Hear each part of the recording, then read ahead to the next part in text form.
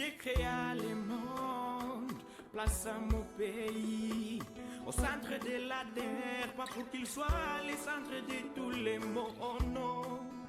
Mais pour qu'il soit la clé du monde. Pourtant aujourd'hui c'est la mer, pas comme le créateur l'a voulu, le fédération de tous les antivaleurs.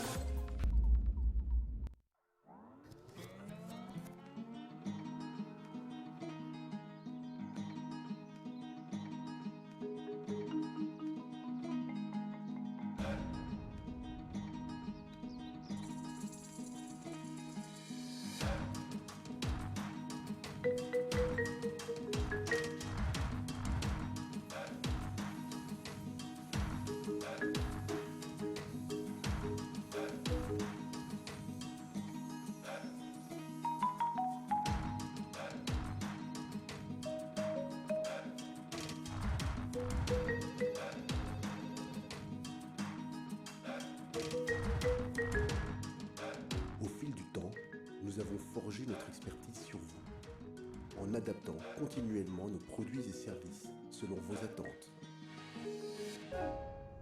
PCDC, bâtisseur d'avenir.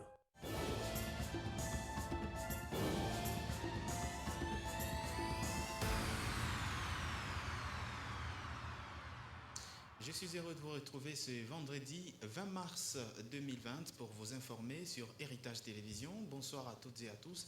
Bienvenue dans ces temps du monde. Et ce journal, nous l'ouvrons par cette information. En bref, 4 nouveaux cas confirmés de la maladie à coronavirus en République démocratique du Congo ce jeudi 19 mars. Nouvelle annonce ce vendredi par le docteur Eteni Longondo, ministre national de la Santé. Il cite l'Institut national des recherches biomédicales, ce qui porte à 18 le nombre total des cas. Les 4 personnes nouvellement contaminées sont tous des Congolais, dont un a séjourné en France. Plusieurs membres du gouvernement national avaient passé le test, on le rappelle, de la maladie à coronavirus à l'Institut national des recherches biomédicales, INRB en sigle, à Kinshasa. Ils ont possiblement été en contact d'une manière ou d'une autre avec un porteur du virus.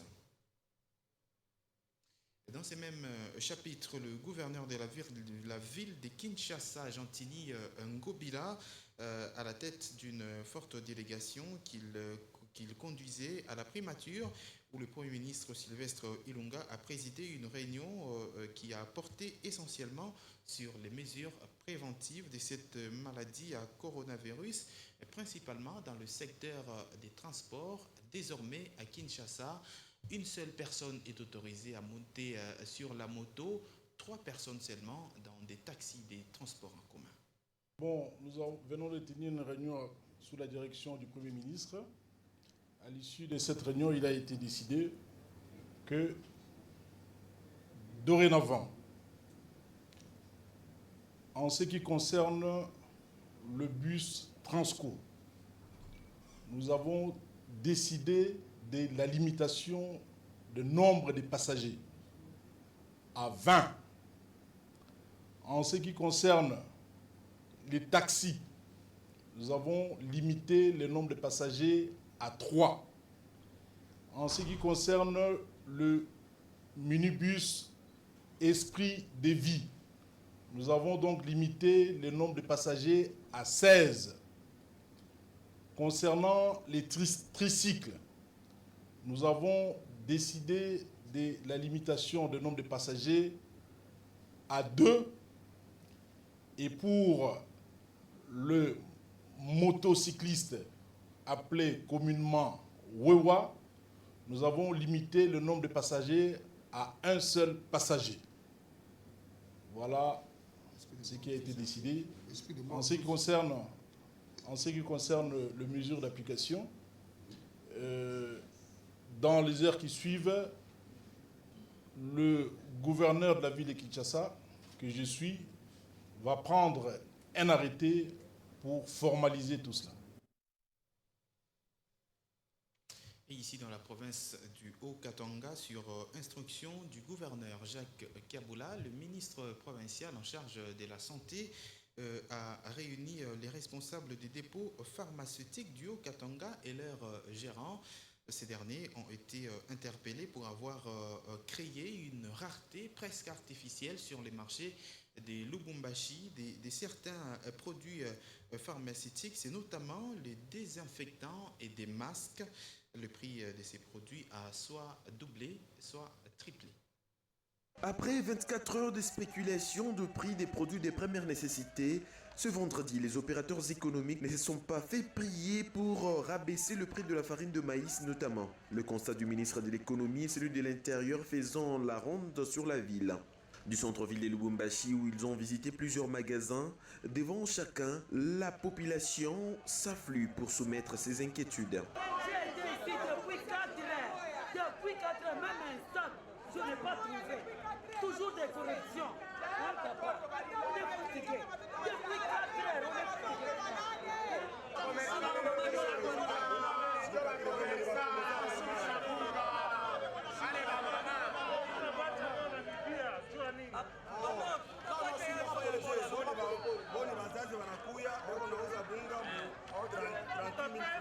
« 35, 38, voire 38 000 francs congolais, c'est le prix sur le marché. Les factures en témoignent. Une montée en flèche non justifiée. Les responsables des supermarchés et magasins ont eu ces langages. Nous vendons la farine à 37 500. Bon, les stocks, c'est-à-dire nous n'avons pas assez de stocks. C'est-à-dire nous dépendons de notre ferme, nous n'avons pas assez de grains. Mais d'habitude, on a toujours la formule de vendre un peu de stock seulement dans les magasins pour que toute la population se retrouve avec un sac, 2 sacs. Nous garantissons le prix jusqu'au 10 avril à 38 000. Ça, c'est garanti parce que nous avons déjà acheté en la. Prêt à fermer le magasin de ceux qui sont à l'encontre, le ministre provincial de l'Intérieur, Bobo Maloulou Kalungwe, était présent. À la population, Coalix Mwamba a appelé au sens de patriotisme et à la dénonciation de récalcitrants. Son Excellence Jacques Kaboula a bien voulu nous accorder cette mission pour passer dans les différents marchés et supermarchés, vérifier les prix qui sont planchés, surtout pour les denrées alimentaires, spécialement pour la farine de maïs. C'est ce que nous avons fait. Mais le constat est amer. Nous avons constaté que les opérateurs économiques se sont évertués à retenir les stocks pour créer cette rareté. Certes, ils nous ont déclaré qu'ils vendent un sac de farine de 25 kg à 35 000 francs, puis à 42 500 francs et d'autres à 50 000 francs. Ce qui n'est pas le prix d'équilibre du marché. Mais ce que nous voulons, c'est qu'ils puissent libérer les stocks afin que la population puisse bénéficier de ce produit. Sûrement, cette situation serait causée par les revendeurs et certains détaillants.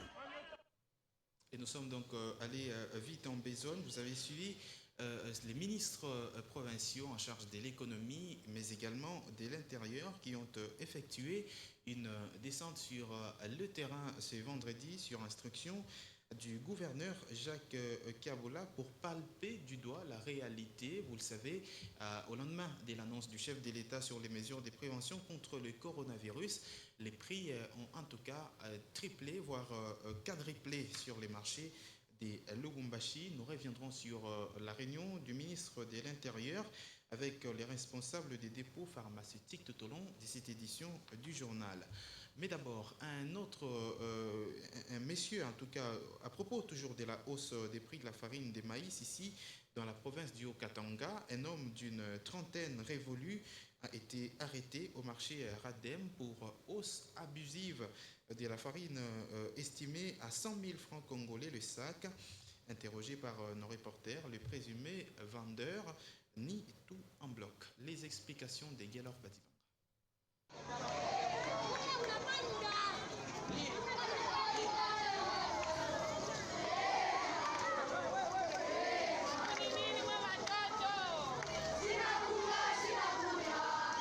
Cette marche n'est pas contre les autorités en place, ni des combattants comme à la coutume. C'est plutôt la population qui proteste contre la hausse abusive du prix d'un sac de farine de maïs, ici, dans la province du Haut-Katanga, à Lubumbashi, précisément.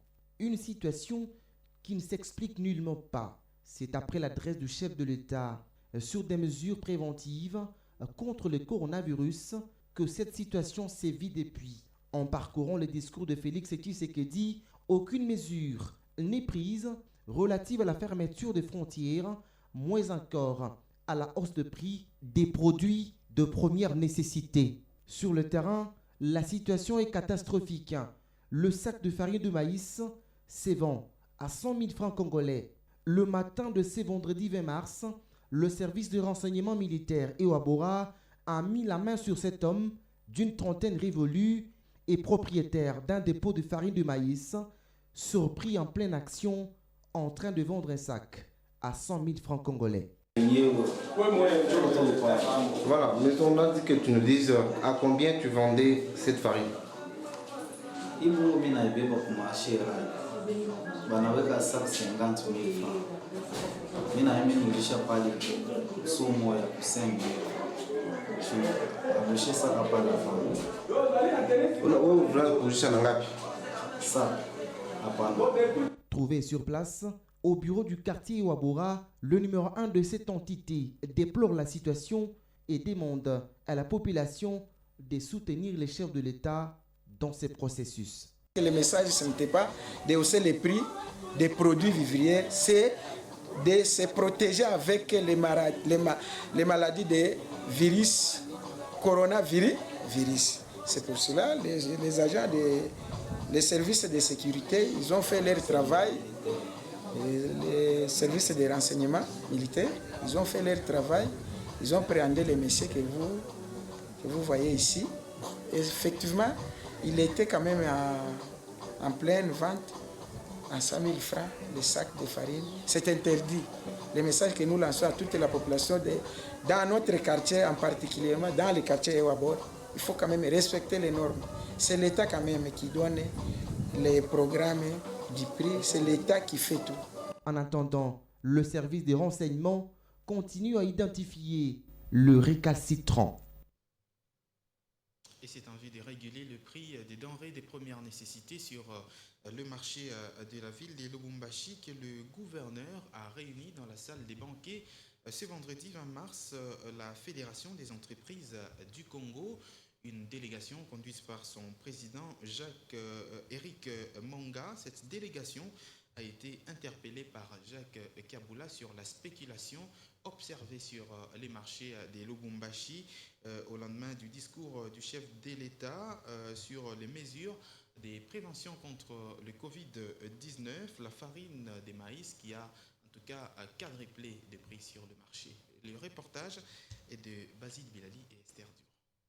La RDC traverse de moments difficiles car frappée par la pandémie du coronavirus, c'est ce qui justifie le port de masques et observance des mesures d'hygiène pour se prévenir contre cette maladie. C'est par ce geste que l'autorité provinciale a commencé sa séance de travail avec les opérateurs économiques. Le gouverneur de province, Jacques Aboula Katoué, a ajouté que le coronavirus a bougé toutes les structures économiques et sociales. Pour ce faire, les opérateurs économiques de la province du Haut-Katanga doivent faire preuve d'amour envers la population et accompagner l'exécutif provincial en gardant les prix normaux sur le marché de produits de première nécessité. Allusion faite à la farine de maïs dont le sac de 25 kg a haussé de prix de manière vertigineuse au lendemain du message du chef de l'État Félix-Antoine Tshisekedi Tshilombo annonçant certaines mesures de contingence du coronavirus au pays. La réunion convoquée par le gouverneur s'est déroulée en présence du vice-gouverneur, de ministres provinciaux de finances, de l'économie et quelques membres du cabinet du gouverneur de province et des responsables de la Fédération des entreprises du Congo qui ont saisi le message de l'autorité provinciale et tous s'élancent dans cette lutte. Et nous avons appelé à un élan de solidarité. C'est le moment où jamais que tout le monde doit être solidaire. L'État, la population, ainsi que les opérateurs économiques. Et on doit faire preuve d'amour et preuve de sensibilité pour que les dysfonctionnements liés à l'apparition de ce virus ne puissent pas affecter sensiblement nos vies respectives. Cette situation n'arrange personne, ne nous arrange pas non plus. Ok. Et nous, au niveau des opérateurs, comme on nous avait dit, nous n'avons pas changé nos prix. Nos prix sont là, sont autour de 38 000 francs congolais. Mais c'est la chaîne qui va de redistribution qu'il faille contrôler. Les gens achètent, pillent quand même dans nos magasins. Je suis avec tout le monde ici. Ils pillent quasiment, ils prennent tout dans nos magasins. Mais 10 mètres après, ils commencent à revendre à des prix double, triple de nôtres. Les autres qui sont en train de spéculer doivent pour le moment penser avoir beaucoup d'amour à la population pour ne pas spéculer. Tout opérateur économique s'élancera dans la spéculation en haussant le prix de la farine de maïs s'en prendra à lui-même, a ajouté l'autorité provinciale. Restons toujours dans le secteur de l'économie. Le gouvernement provincial du Haut-Katanga et celui de la province du Lualaba ont signé ce vendredi un protocole d'accord, ce vendredi justement sur la perception spéciale de la taxe conventionnelle pour la reconstruction sur les hydrocarbures entre ces deux provinces. Les deux parties ont été représentées par leurs gouverneurs respectifs, Richard Mouyej-Manguez-Mans pour la province du Lualaba et Jacques Kaboula pour celle du Haut-Katanga. En face à face, les deux délégations conduites respectivement par le gouverneur Jacques Kaboula Kato et accompagné de quelques membres de son gouvernement, ceux de son cabinet et les responsables de la FEC pour le Haut-Katanga, Richard Mouyej-Manguez-Mans à la tête de quelques ministres de son gouvernement, membres de son cabinet et le président de la FEC de sa province pour le Lualaba. Les deux parties, vu la nécessité, entre autres, de faciliter la circulation de camions pétroliers sur le réseau routier du Haut-Katanga et du Lualaba, viabiliser et sécuriser en toute urgence la voirie de ces deux provinces sœurs, le parti sont d'instaurer la taxe spéciale conventionnelle pour la reconstruction sur les hydrocarbures. Quelques temps forts ont caractérisé cette cérémonie. La lecture du dit protocole d'accord avant de procéder à la signature. Le ministre provincial du budget et plan du Haut-Katanga, Michel Momat Kakoudji, a dévoilé les contenus de l'accord, comment il sera géré et les contributions de parties. Ces derniers ont convenu, entre autres, la taxe spéciale conventionnelle pour la reconstruction est constatée, liquidée, ordonnancée et recouvrée par le guichet unique à l'importation de la Direction générale des douanes et accises, DGDA en sigle, par le paiement obligatoire à la banque dans un compte ouvert spécialement à cet effet dont la gestion est assurée par les partis provinciaux de la Fédération des entreprises du Congo en sigle FEC s'engagent à sensibiliser les opérateurs économiques et les autres organisations syndicales et le patronal pour l'application du présent protocole d'accord. Il est institué un comité de suivi chargé d'identifier, discuter, valider les projets et de procéder à l'évaluation du présent protocole d'accord. Les recettes générées par la taxe spéciale conventionnelle pour la reconstruction sont reparties de la manière suivante. Premier tiré, 90% pour la réalisation des projets et 10% pour les frais de fonctionnement du comité. La clé de répartition est définie entre les deux provinces par un protocole d'accord. Par la suite, les présidents de la FEC, des groupements du Haut-Katanga et du Lualaba ont apposé leur signature sur la convention. Ils seront suivis pour le même geste par le gouverneur de province, Jacques Aboula Katodio Katanga et Richard Mouyej pour le Lualaba. Ces protocoles a une durée d'1 an, renouvelable par toute reconduction.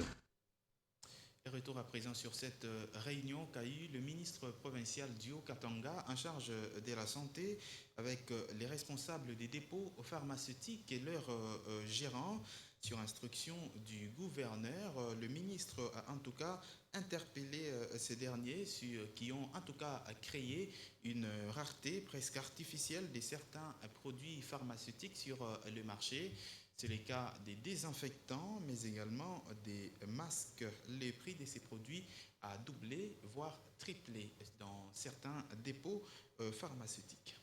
Ce que nous remarquons, c'est que vous n'accompagnez pas le gouvernement. Et ça, c'est vraiment inadmissible. Vous n'accompagnez pas le gouvernement, vous pensez maintenant doubler, quintupler le prix de certains articles comme les masques et tout. Les gants, on a fait un constat.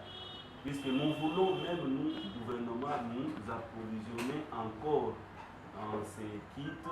Nous voyons subitement que vous triplez, vous quintuplez le prix. Alors là, vous êtes contre la politique et du gouvernement et la politique mondiale qui voudrait que nous puissions tous ensemble contribuer à la lutte contre cette pandémie. Les masques qui étaient à la boîte à 4 000, moi-même aujourd'hui ça devient 12 000, la boîte qui était à 24 000, 65 000, selon le type de masque, c'est inadmissible. Mais vous ne pouvez pas profiter de ces moments où les efforts, d'abord la mobilisation d'argent s'est fait et nous sommes en période de crise économique et mondiale même. Nous sommes une province essentiellement minière et la plupart des capitaux étaient tenus par les Chinois. Et vous savez, ils ont été frappés en premier lieu, ils ont vraiment confiné les gens et notre économie est dépendante des mines. Sur cette crise financière, vous voulez encore aggraver en quintuplant les prix des masques et autres, mais là, ça ne va pas. Ça ne va pas et c'est une interpellation et une remise à l'ordre. Nous vous disons, ceux-là qui ne vont pas s'aligner, on va fermer des forces puisque c'est une réquisition comme en temps de guerre. Vous devez participer. D'ailleurs, vous devriez même faire une affluence ici en venant donner de l'eau comme don au gouvernement provincial. Mais au contraire, vous vous érigez en obstacle, vous quintuplez le prix. Ce n'est pas normal. Nous allons vraiment vous traquer. Et si vous ne participez pas, vous n'accompagnez pas les efforts du gouvernement, vous allez avoir des problèmes avec notre gouvernement. Trop, c'est trop, et je vous dis, restez dans les prix. Restez, et nous avons les prix avant, et nous voulons que les prix d'avant puissent être maintenus. Puisque les médicaments sont faits, ou les intrants que vous vendez, c'est pour, n'est-ce pas, aider à l'amélioration de la santé. Vous ne devez pas vous comporter comme d'autres qui vendent des engins. Et il n'y a pas que les produits pharmaceutiques qui se raréfient sur le marché, mais également les produits de première nécessité à Lubumbashi. La hausse du prix des farines de 25 kg est également observée à Likasi, mais également à Kasumbalesa. La ministre nationale de l'économie, Acacia Bandoubola, a écrit au gouverneur du Haut-Katanga. Elle a signifié que cette hausse vertigineuse de prix dans un temps record ne trouve aucune justification plausible. Elle s'est insurgée contre ce comportement spéculatif adopté par les opérateurs économiques de cette province. Elle demande ainsi à Jacques Kaboula, gouverneur des provinces, de mener un contrôle rigoureux et de réajuster le prix de farine des maïs à leur niveau initial. Tout à fait autre chose dans ce journal. Le conseiller spécial du chef de l'État en matière de développement, Philippe Ngwala, a tenu ce vendredi 20 mars à Lubumbashi un atelier de consultation de plusieurs couches de la population. Objectif, identifier des secteurs d'investissement à travers des projets bancables. On fait le point dans ce reportage. C'est quelqu'un qui a inventé qu'il faut encadrer, il faut l'aider. Identifier des filières à forte potentialité d'investissement et en dégager des projets véritablement bancables, c'est autour de cet objectif que la cellule d'appui au programme d'urgence intégré des développements communautaires a réuni les parties prenantes de la province du Haut-Katanga sous la coordination de Philippe Ngwala, conseiller spécial du chef de l'État. L'initiative du chef de l'État, donc la mission consistait à consulter les parties prenantes, les autorités provinciales et les autres parties prenantes, secteur privé, société civile, associations de jeunes, pour identifier les filières à grand potentiel de création d'emplois qui vont effectivement être utilisées comme éléments de base pour les traduire en véritables projets bancables, parce que le PUDC a pour objectif de pouvoir élaborer des projets bancables qui peuvent mobiliser des partenariats stratégiques en vue de booster l'amélioration des conditions de vie des populations congolaises, mais à travers l'emploi, la création d'emplois massifs décents et d'opportunités d'insertion socio-professionnelle pour les jeunes. À l'issue de l'exposé du conseiller spécial du chef de l'État, les participants se sont réunis en atelier, au terme duquel plusieurs secteurs de la vie économique ont été mis en exergue. Parmi ces secteurs, l'agriculture. Les jeunes sont donc appelés à faire preuve de plus de créativité. Oui, la vision du chef de l'État, c'est de booster l'amélioration rapide des conditions de vie des populations à travers les jeunes, parce que les jeunes, le chef de l'État, constituent la majorité de la population. Ils représentent 62% de la population. C'est la majorité de la force active de la population. Et le chef de l'État a pensé qu'en touchant directement les jeunes, il peut directement booster l'amélioration des conditions de vie et très rapidement d'ailleurs. Sous le haut patronage du chef de l'État Félix Tshisekedi, des ateliers similaires seront organisés dans d'autres provinces du pays afin d'améliorer les conditions de vie des populations congolaises à travers la création d'emplois. En bref, l'Organisation internationale de la francophonie totalise 50 ans d'existence ce 20 mars, qui est également la journée internationale de la francophonie, célébration instituée par les Nations Unies pour l'année 2020. Cette activité est prévue par l'OIF. Toutes les activités, en tout cas prévues par l'OIF, ont été reportées pour cette cause, la crise sanitaire mondiale liée au coronavirus. Cette organisation s'est également décidée de s'associer à d'autres structures engagées dans l'éradication du Covid-19. L'objectif est de lutter contre cette maladie répandue à travers le monde. Dans cette même optique, au Mali, à présent, suspension des vols commerciaux avec les pays infectés, fermeture des écoles sont entre autres les mesures prises par le gouvernement malien. Le chef de l'État, Ibrahim Boubacar Keïta, a réuni le Conseil supérieur de la défense et a pris des mesures importantes entrées en vigueur de hier, 19 mars 2020. Africa 24. Le coronavirus inquiète de plus en plus les pays du continent. Tous les pays frontaliers du Mali connaissent déjà des cas, à l'exception du Niger. Le Mali, qui résiste toujours, s'est doté de nouvelles mesures à la faveur du Conseil supérieur de la défense nationale. Au total, 5 mesures allant de la fermeture des écoles, en passant par la suspension des vols en direction des pays touchés, la fermeture des lieux de loisirs, interdiction des regroupements politiques et sportifs. Des mesures saluées par les Maliens. À mon avis, les mesures prises par le gouvernement malien afin de prévenir le coronavirus sont des mesures sanitaires. Néanmoins, il faudra que le gouvernement fasse plus de sensibilisation sur la question parce que les mesures sont prises, c'est vrai, mais il faudra que la population soit sensibilisée.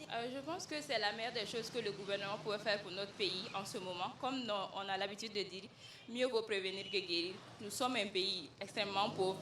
Et si nous sommes envahis par ce genre de virus, ce n'est pas facile de les contrer. Donc, mieux vaut prévenir que guérir. Ces mesures qui entrent en vigueur à partir de ce jeudi 18 mars sont prévues durer 3 semaines.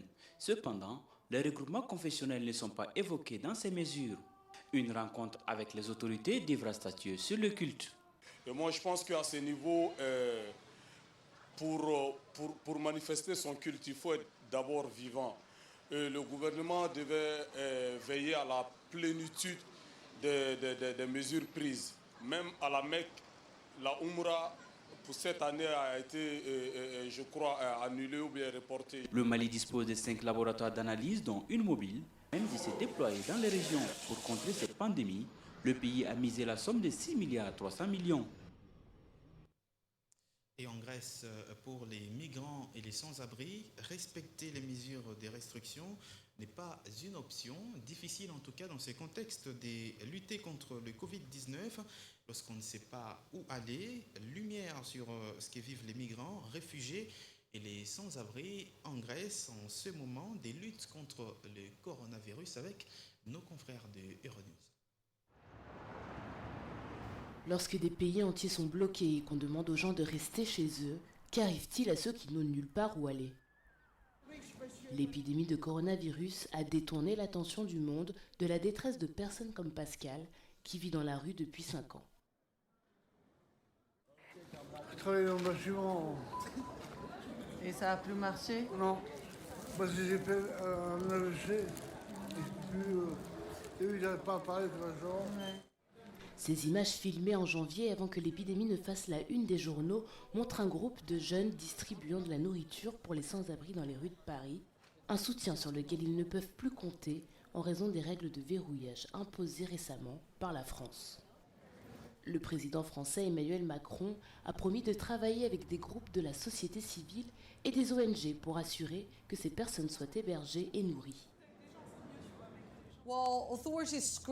Pendant que les autorités se démènent pour élaborer des plans pour protéger leurs propres citoyens, ceux qui ont fui leur pays pour échapper à la violence ou à la pauvreté restent extrêmement vulnérables. Les organisations humanitaires préviennent qu'une épidémie parmi les communautés de migrants et de réfugiés serait dévastatrice. They are living under very poor hygienic and sanitary conditions. Ils vivent dans de très mauvaises conditions hygiéniques et sanitaires, dans des camps très fréquentés, des centres collectifs, des communautés, toutes les choses qui font que le virus se propage, ils y sont exposés. Nous tirons la sonnette d'alarme, il doit y avoir une montée en puissance des moyens avant qu'il ne soit trop tard. De l'eau, de l'assainissement, des campagnes d'hygiène, décongestionner les camps et bien d'autres. Sur l'île grecque de Samos, près de 8000 personnes sont entassées dans un camp construit pour 600 personnes à l'origine. Les médecins disent que le virus serait impossible à contenir.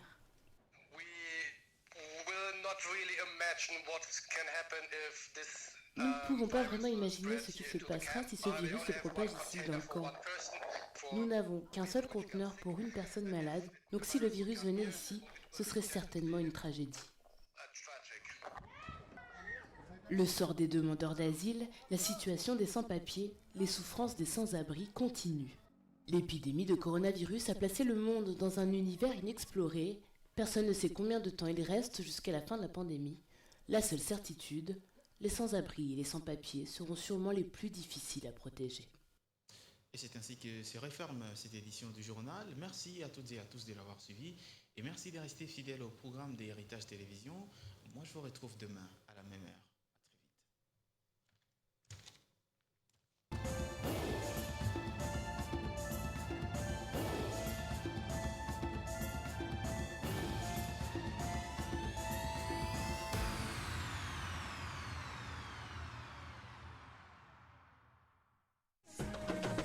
Ce journal vous a été offert par la Banque commerciale du Congo.